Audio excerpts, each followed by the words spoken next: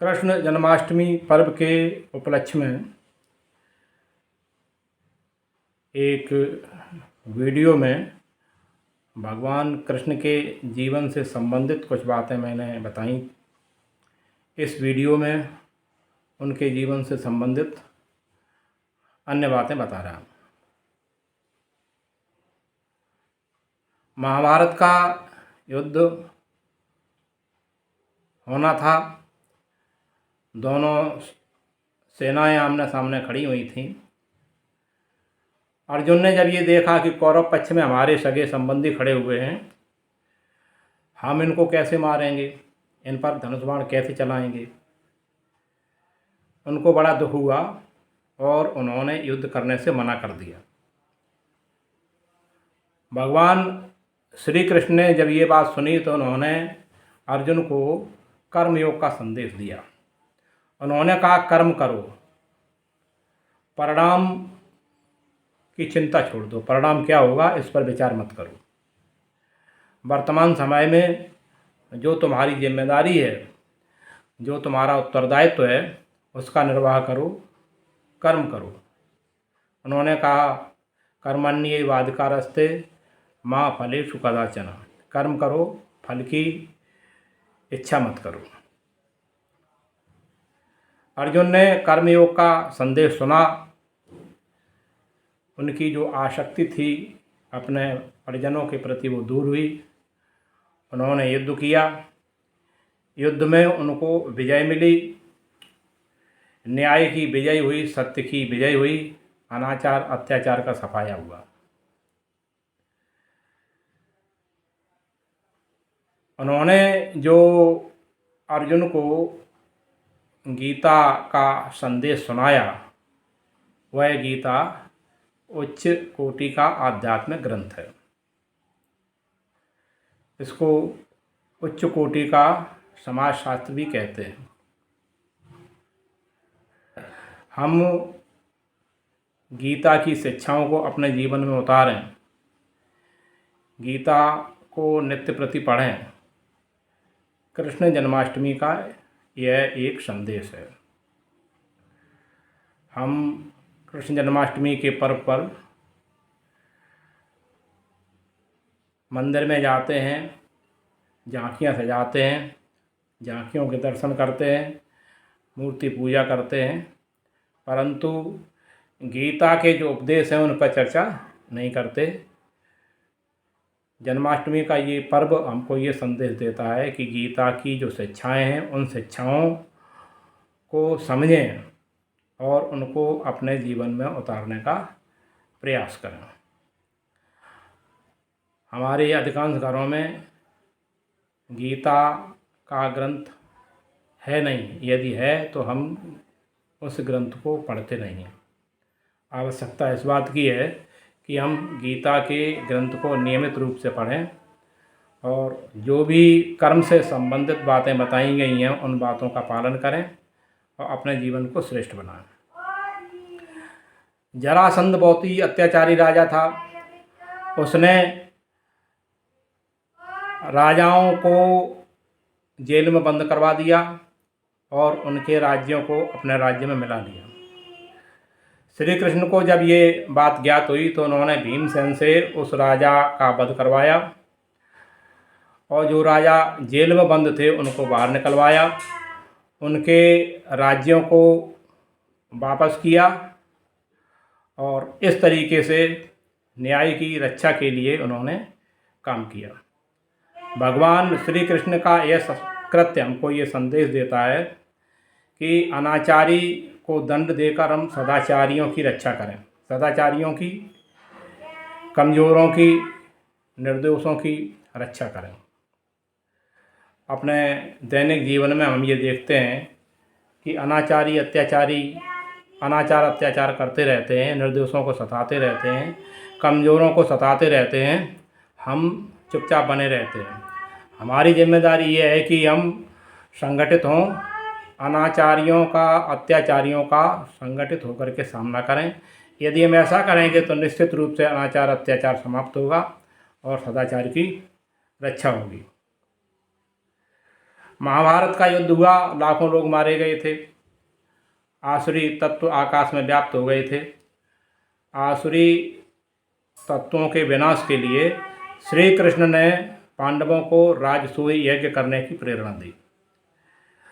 पांडवों ने उनकी बात मानी, राजसूय यज्ञ की व्यवस्था बनी, उसकी तैयारी हुई। श्री कृष्ण ने उच्च पद देकर सभी लोगों का सम्मान किया जो जिस लायक थे, और स्वयं जो जिम्मेदारी संभाली वो जिम्मेदारी ये थी कि यज्ञ में आने वाले सभी लोगों की जूठी पत्तल उठाने का। श्री कृष्ण ने यज्ञ में आने वाले सभी लोगों की जूठी पत्तलें उठाने का कार्य किया। भगवान कृष्ण का यह कृत्य हमको ये संदेश देता है कि सामाजिक कार्यों में छोटे से छोटा कार्य भी करने को मिले तो उसमें अपना अपमान नहीं समझना चाहिए, पद प्रतिष्ठा की बात आड़े नहीं आना चाहिए, अहंकार नहीं करना चाहिए।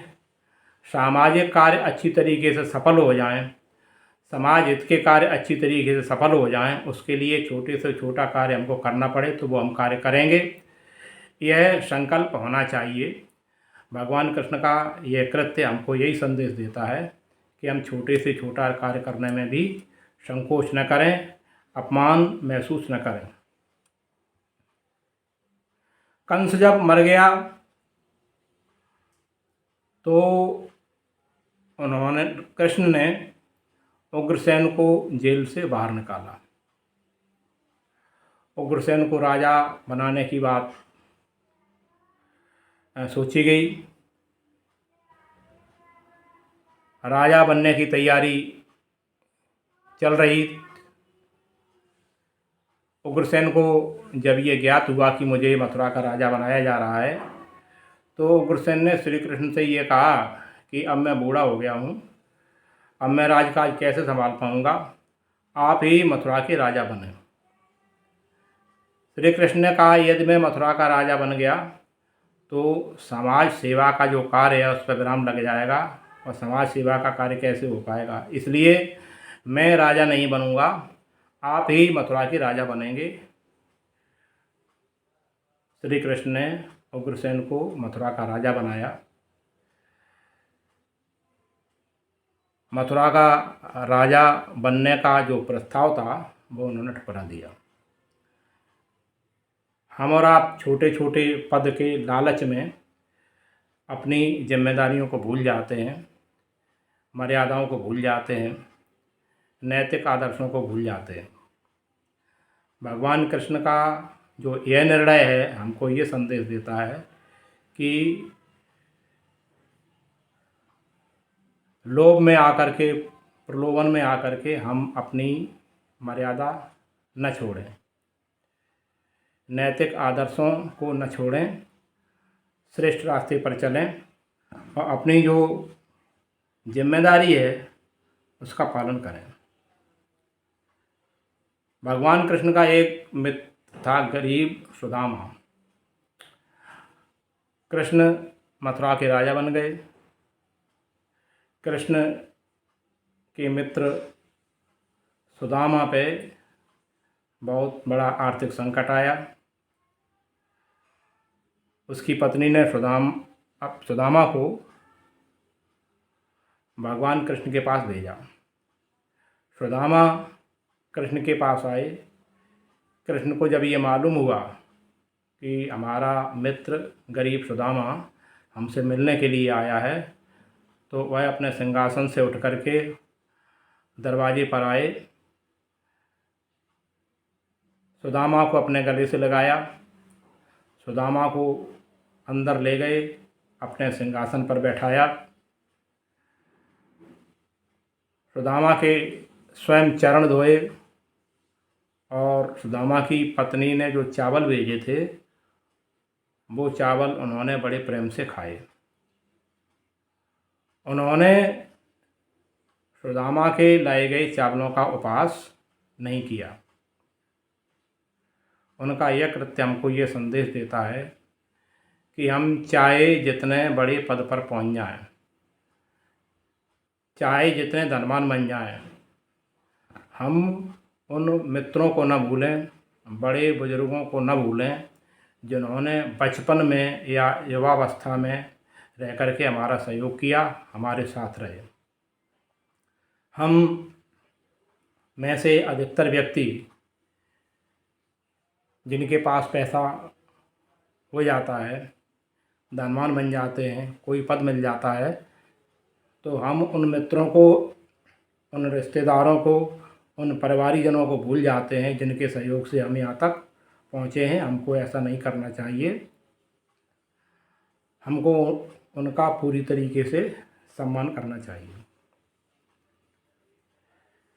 रुक्मिणी ने जब संतान की इच्छा प्रकट की तो कृष्ण रुक्मिणी को लेकर के 12 वर्षों तक बद्रिकाश्रम में रहे। 12 वर्षों तक उन्होंने तप किया और 12 वर्षों के पश्चात उन्होंने संतान को जन्म दिया। श्रेष्ठ संतान पैदा हुई। श्रेष्ठ संतान की प्राप्ति के लिए हमको तप करना चाहिए। तप का अर्थ है संयम। हम संयम करेंगे तो श्रेष्ठ संतान की प्राप्ति होगी। बच्चा जब गर्भ में आ जाए तो पति और पत्नी को पूरी तरीके से ब्रह्मचर्य व्रत का पालन करना चाहिए। ये संयम है और इस संयम की बदौलत ही श्रेष्ठ संतान की प्राप्ति होती है। तो हम श्रेष्ठ संतान की प्राप्ति के लिए संयम निभाएं। यह शिक्षा भगवान कृष्ण के इस कृत्य से मिलती है कि उन्होंने 12 वर्ष तक बद्रिकाश्रम में रह करके कठोर तप किया। मित्रों, हम कृष्ण जन्माष्टमी का पर्व मनाते हैं, झांकी सजाते हैं, मंदिर में दर्शन करने के लिए जाते हैं, परंतु भगवान कृष्ण के जीवन से संबंधित जो शिक्षाएं हैं उन शिक्षाओं पर चर्चा नहीं करते। आवश्यकता इस बात की है कि कृष्ण जन्माष्टमी के पर्व पर हम सब मिलकर भगवान कृष्ण के जीवन से संबंधित जो प्रकरण हैं उन प्रकरणों पर चर्चा करें और उनसे जो शिक्षाएं मिलती हैं उन शिक्षाओं को सुनें, समझें और अपने जीवन में उतारने का प्रयास करें। तभी समझना चाहिए कि सच्चे अर्थों में हमने कृष्ण जन्माष्टमी का पर्व मनाया।